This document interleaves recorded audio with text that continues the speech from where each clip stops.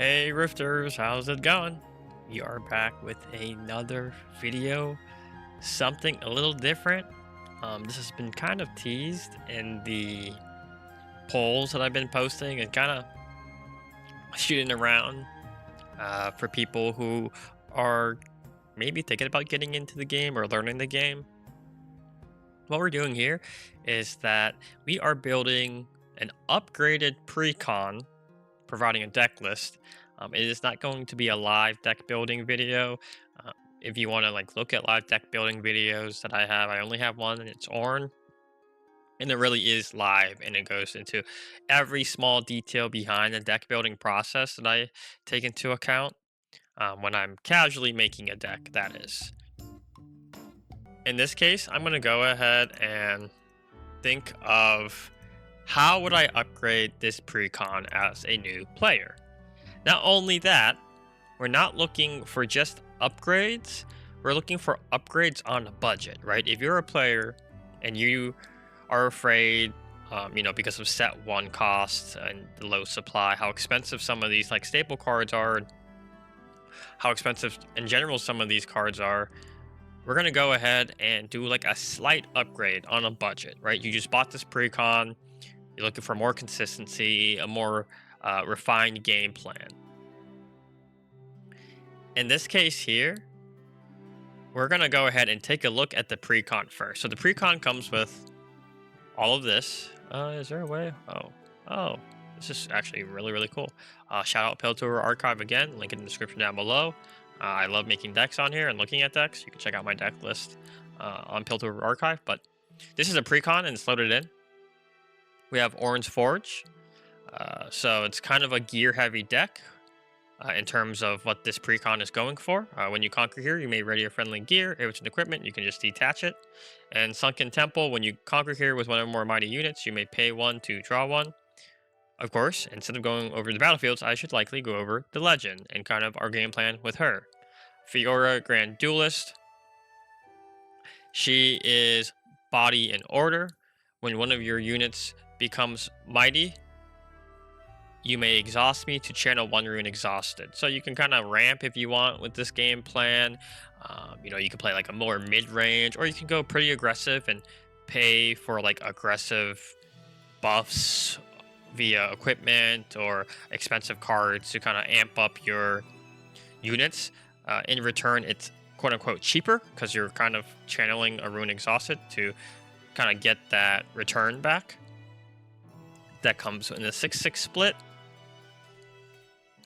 And this is what we're looking at. We got 3 Warmogs, 2 Punch First, 3 Doran's Blade, 2 Pit Rookies, 2 Unsung Heroes. If I was mighty, draw 2. Pit Rookies just gives a buff to a unit. Veteran Poro is a Weapon Master 2-drop for 2. 1 Sacred Shears. Show Strength, a new card. Draw 1 for each of your mighty units. We have the decks now do come with the signature spell and epic rarity champion. Shout out Riot for this. This was a great decision in terms of actually getting good value out of a Precon because set ones were pretty lackluster in my opinion.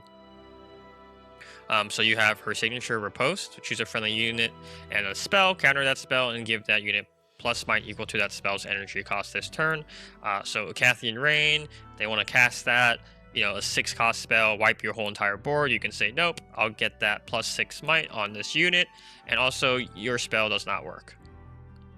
We have the epic Fiora, Fiora Worthy. When a unit you control becomes mighty, you may pay a body rune, so recycle a body rune to ready it, so you can kind of get that acceleration effect if they can become mighty on that turn. We have Lucian, Weapon Master. When I conquer, you can ready me once per turn. We have the other Fiora, the rare. When I attack or defend one-on-one, double my might this combat. And we have some other generic cards. Royal Guard, just kill a unit. We have Yoon. When I conquer an open battlefield, deal damage equal to my might to an enemy unit in base. Jawfish, uncommon. 7-drop. Royal Guard. You can play a Sand Soldier unit token. Dauntless Vanguard, kind of a really, really cheap, underwhelming Dead Bloom Predator. Strike down for equipment, deal damage, detach it. BF Sword, a good gear for a stat boost in a more mid-range section. Things like that in this Precon. And I do think you can go ahead and go to your locals with this Precon and have a lot of fun and do decently well if you know the game.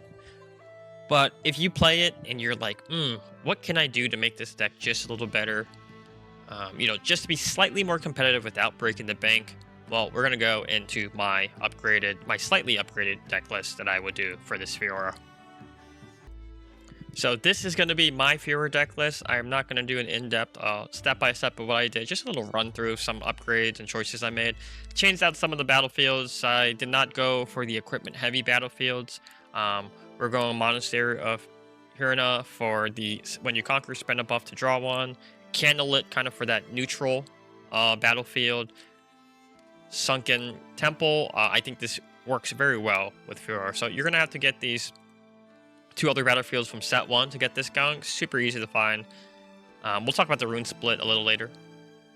And what I have here is that I'm running Warmogs in this. And this is an uncommon equipment. I'm running 2. The other list had 2 punch first. I think this card is insane, so let's keep it consistent at 3. I'm keeping 2 or 3 Doran's Blade. I think this card is a pretty good +2 to get that mighty threshold that we're looking for. Pit Rookie, it's just a 2 for 2. If it's your turn 1, that's completely fine. If it comes down later, go ahead and buff a unit. See if you can get that to the mighty threshold or help get it there.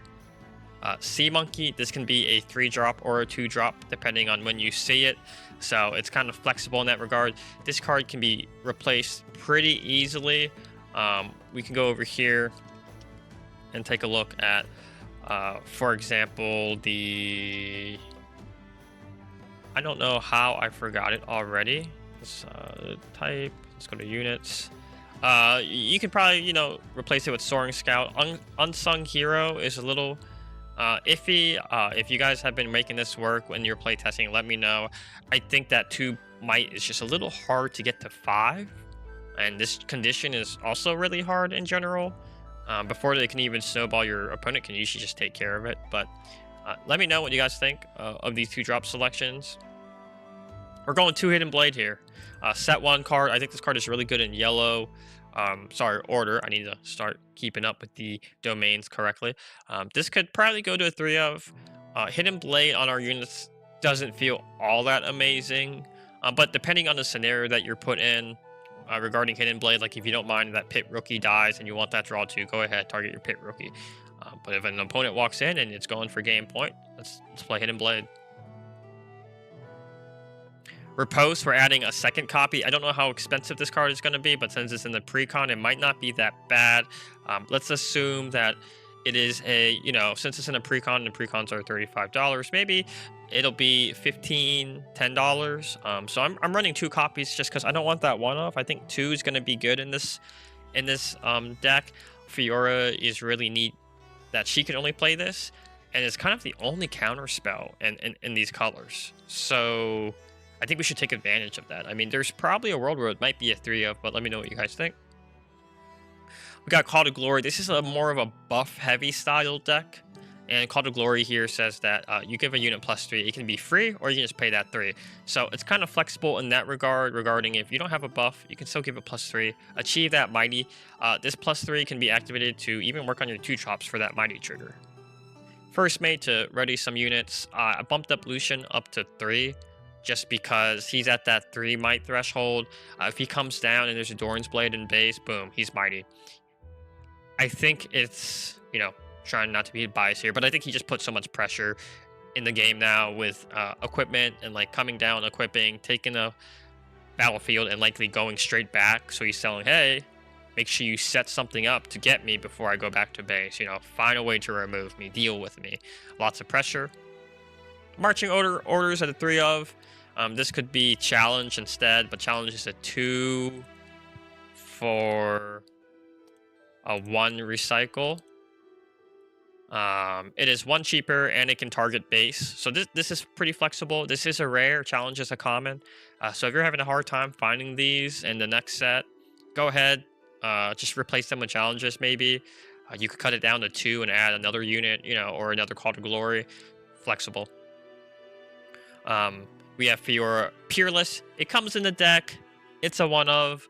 I think I'd rather have something more consistent, but you know, if it comes with the deck, it makes it easier just to play and slot in. So this is a one of. Depending on your matchups, if you're playing best 2 out of 3, you can change your chosen champion in the best 2 out of 3. So if this Fiora is just not working for you, game 1, game 2, change it to this Fiora as your chosen champion if you'd like. We got Akshan at a 4 for 4, just pretty good generic value.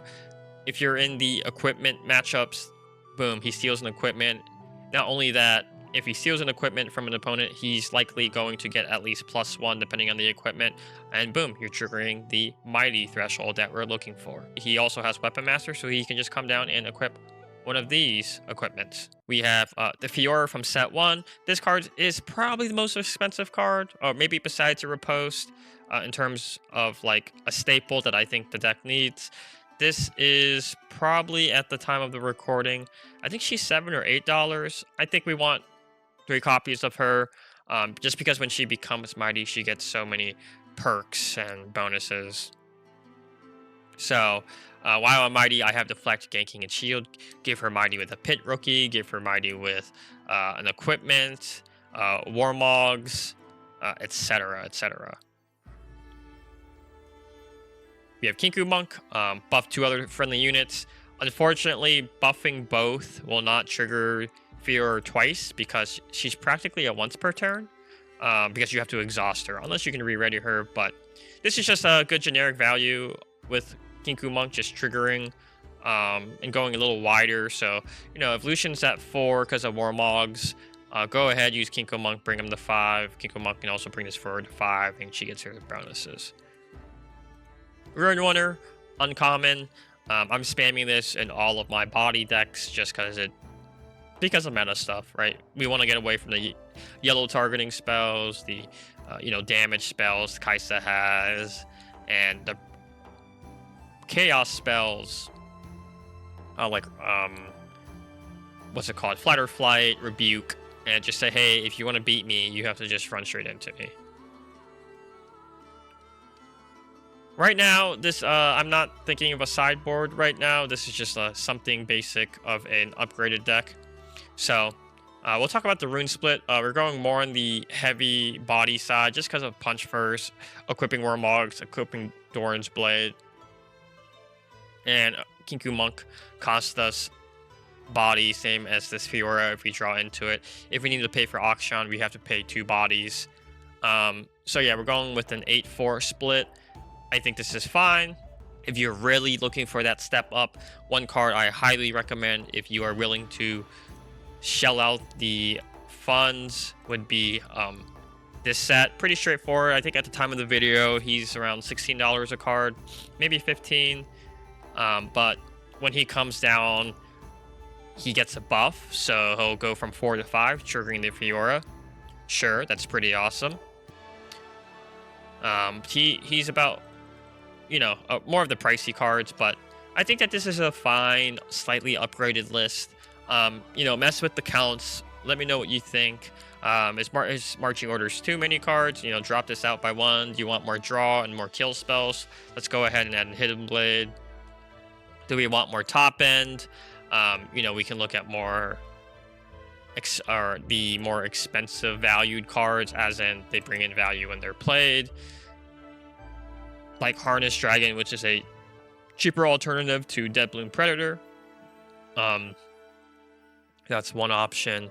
If you still want to spend those buffs and get those out, Fade Dragon's going to be a new card that can buff up to 4 friendly units. We're probably never going that wide, but if you just want more high end, here are some of the cheaper ones, or likely to be cheaper. So another upgrade I wanted to point out was Kiana. She is a 4/4 that can just bring value when it comes to drawing or channeling a rune. So I think she brings that value too. She's on, I think her price is around $7, $6 a card. So she could, play that mid-range if you want to drop Kinku Monks and go with her, or drop one of these and this Fiora, go ahead and get 2 in your deck. Mess with the counts. That's the decklist.